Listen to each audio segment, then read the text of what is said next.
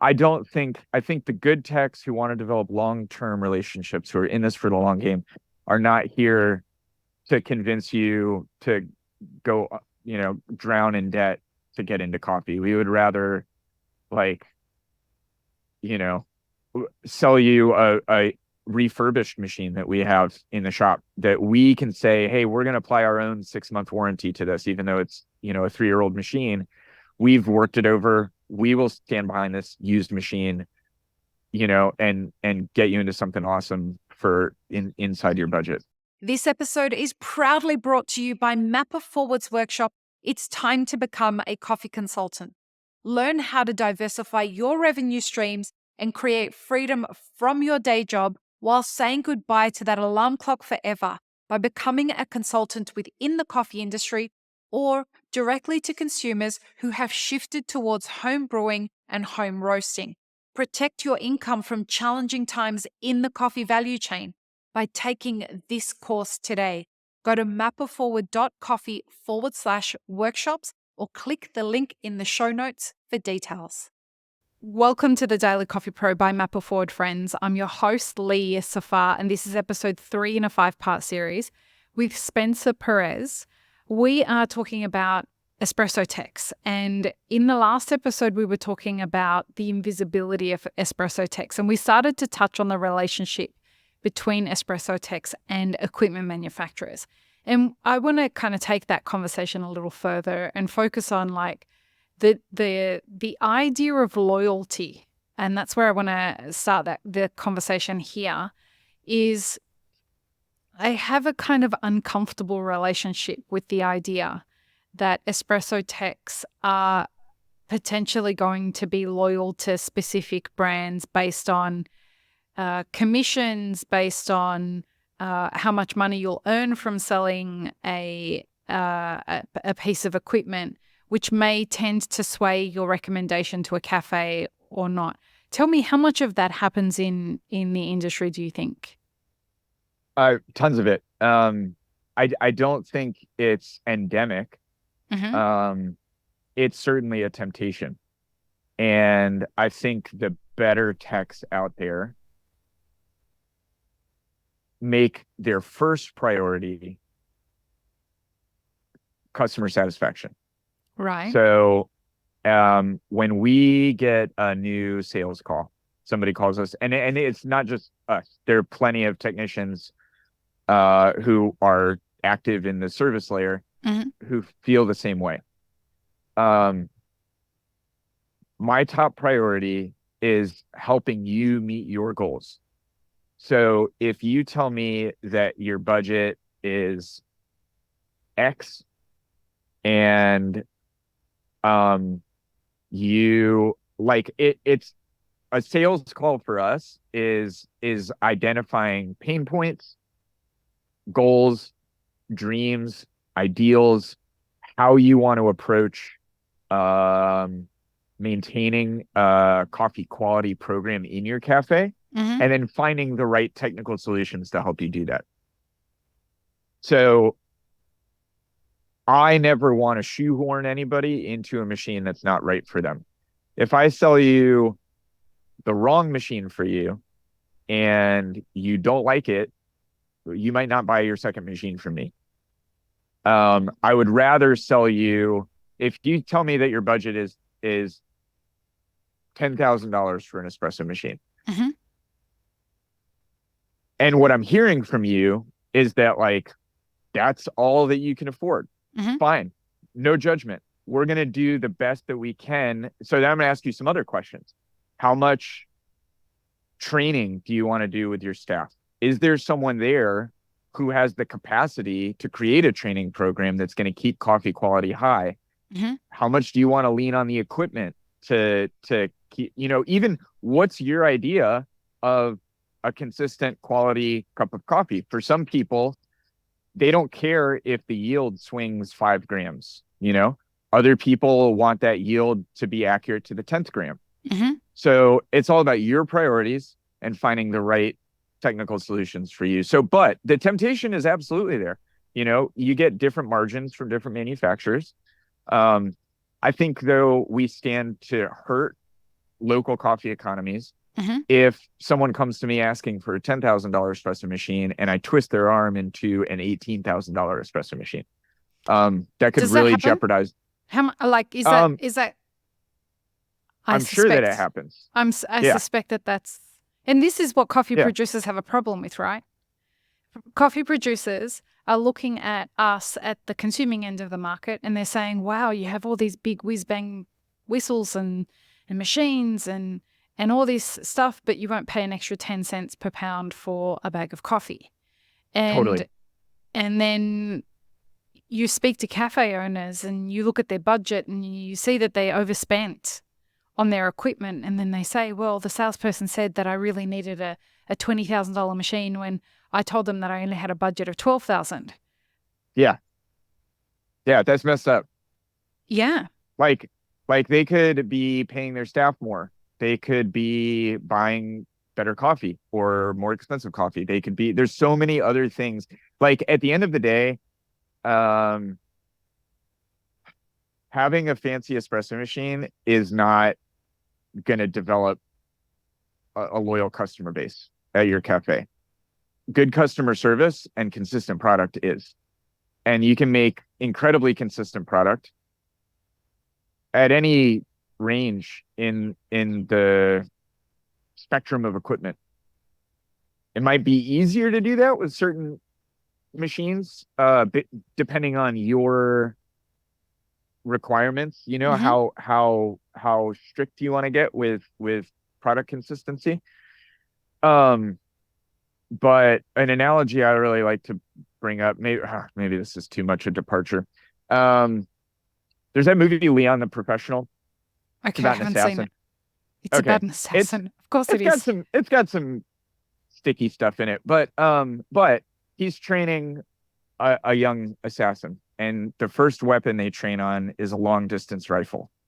And he tells her that the last weapon that you learn to use is the knife. It brings you the closest to the client. Mm-hmm. So you have this very high tech, very complicated piece of machine equipment Mm-hmm. that's going to help people who don't know all that much about the craft produce a pretty good, consistent product. Counterintuitively, a cafe who has a very strong foundation of extraction theory and control over the coffee, to the extent that coffee can be controlled, it's a living thing, can use much simpler equipment Mm-hmm. to achieve a really high quality product. Mm-hmm.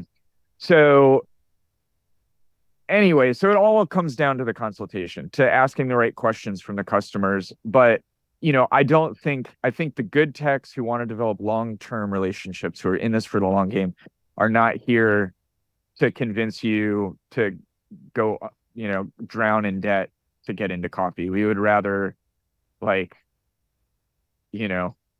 sell you a refurbished machine that we have in the shop that we can say, hey, we're going to apply our own 6-month warranty to this, even though it's, a 3-year-old machine. We've worked it over. We will stand behind this used machine, and get you into something awesome for inside your budget. So really long answer to say the temptation is there. I think the really good techs know to stay away from that. Well, and the refurbished machines is exactly where I wanted to go in this conversation. There are a lot of people that are told, no, you shouldn't buy secondhand machines because you don't know what the person who owned it before you did to the machine, and you could get yourself into a lot of trouble. So you should keep away from that. Just go and buy a brand new machine. It's got a longer warranty, and it's more dependable. So is that correct?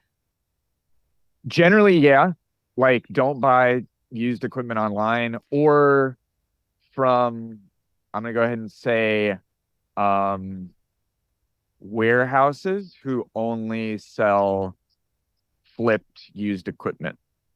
I've seen a lot of really sketchy stuff come out of businesses whose only thing is putting some fresh paint on an old Linea and sending it out into the market. But if they're going to give you a 12-month warranty on that, or they're going to give you a 6-month warranty on that, how is that any different to an espresso tech doing the same thing?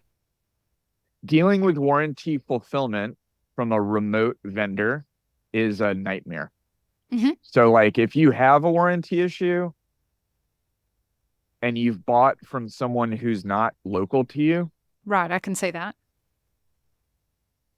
It's really, really hard to get your problems taken care of. Mm. And so, we really want to see clients buying from their local technician. It keeps the money in the local economy. The money's not getting sent wherever, overseas or to, even in the worst cases, share. I mean, not with used equipment, there's not like really shareholders to speak of, but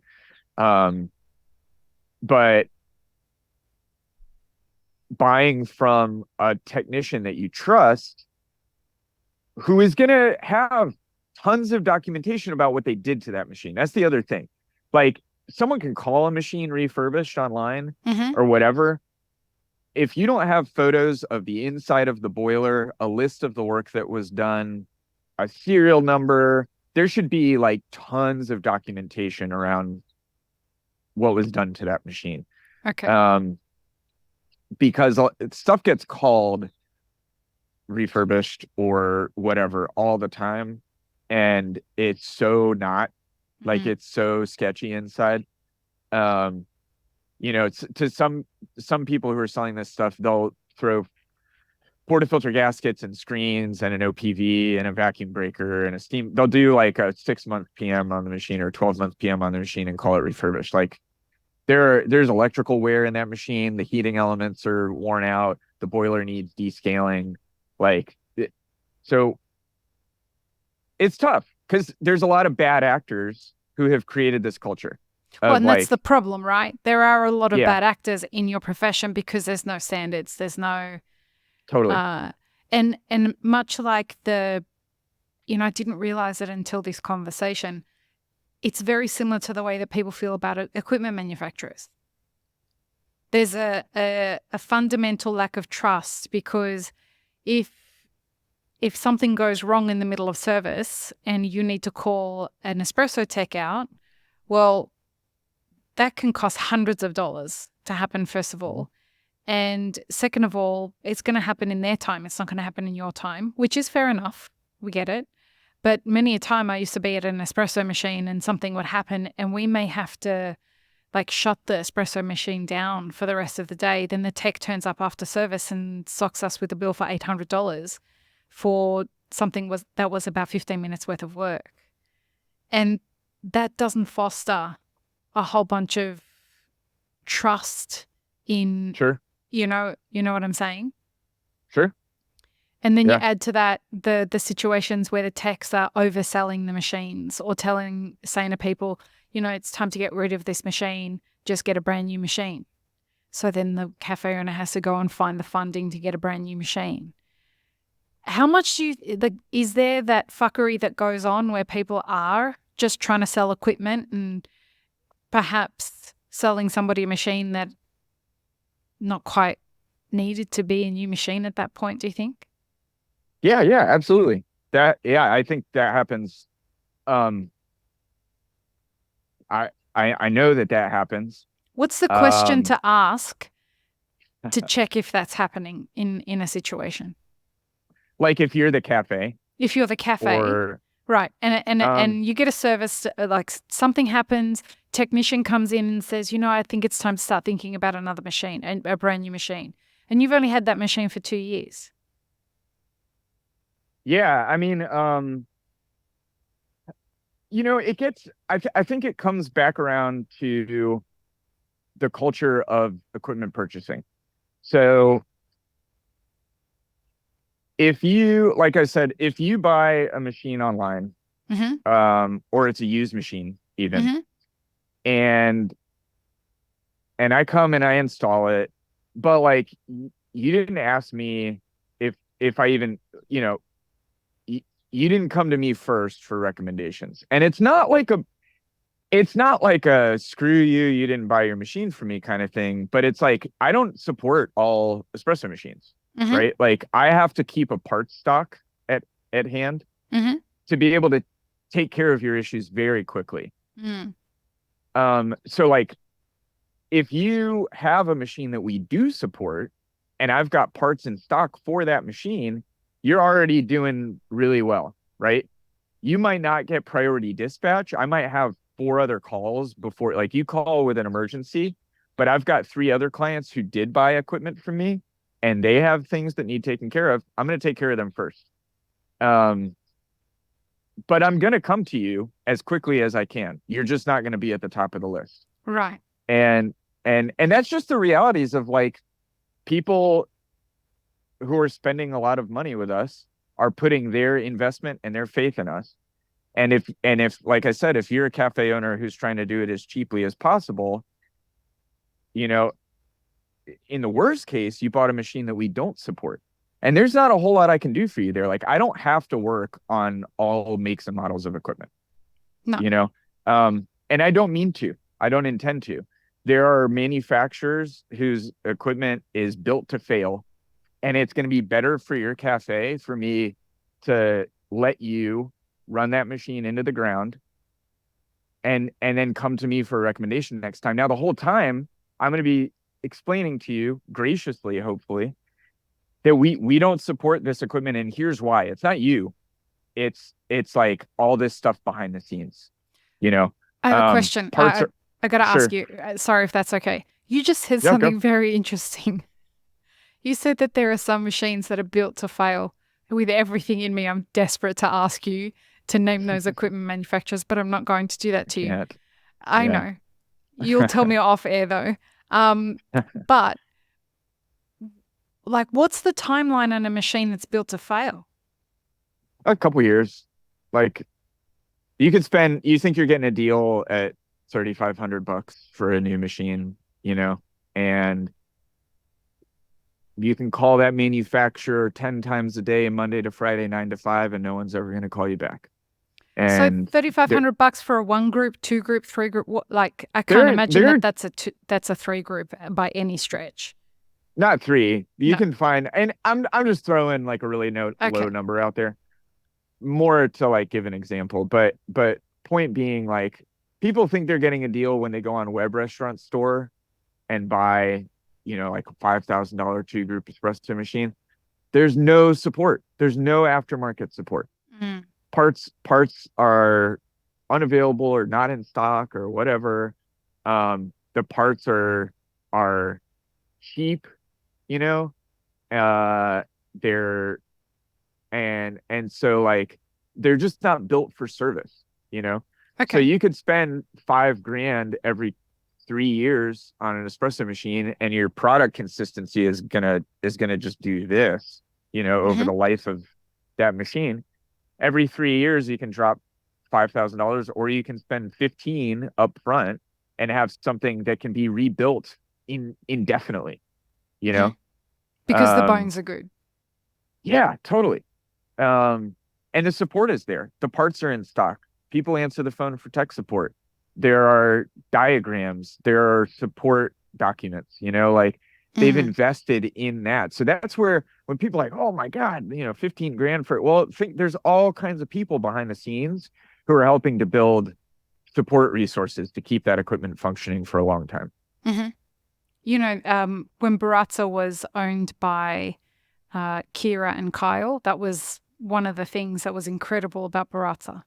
You know, Baratza was built as a grinder that could be fixed and could be rebuilt at home by the consumer at home, which is why, you know, it had such a incredible kind of reputation for as long as it did. Now, and their market penetration was excellent. Yeah, I mean, it was like ubiquitous. Yeah. Well, and they weren't pretending about anything, right? Yeah. The thing about Baratza, and shout out to Kira. Kira's a dear friend of mine, and I learn a lot from Kira. But Kira's never pretending about anything when she's talking about it. And her team were very intentional about making sure that when they sold you a product, they were selling you something that was going to become a part of your whole experience with regards to coffee. It was going to be something that made that experience better. And, that's a real reflection of who she is as a leader, because she instilled that in the team. And Kyle was there backing all of that up with the engineering. And yeah, really fantastic product. And that's one of those products that, I own a Baratza machine. I'm proud. Every country I move to, I think I've bought probably 4 Baratza Encores in my life, because every time I move to a different country, it's one of the first things that I buy. And you give them as gifts to people 100%. who are like getting into coffee and yeah. Okay. We didn't talk about golden espresso machines yet, but we are going to talk about them in the next episode. So join us for the next episode, folks. Don't have to. Oh, fuck yeah, we do. Peace, love, and peanut butter. Have an amazing rest of your day. I really hope you enjoyed this episode, friends. Please don't forget to show us some love by subscribing, liking, commenting, and most of all, sharing this podcast with your friends. Check the show notes for links, including our sponsors and our Patreon. And stay tuned for more great conversations on the Daily Coffee Pro by Mapper Forward.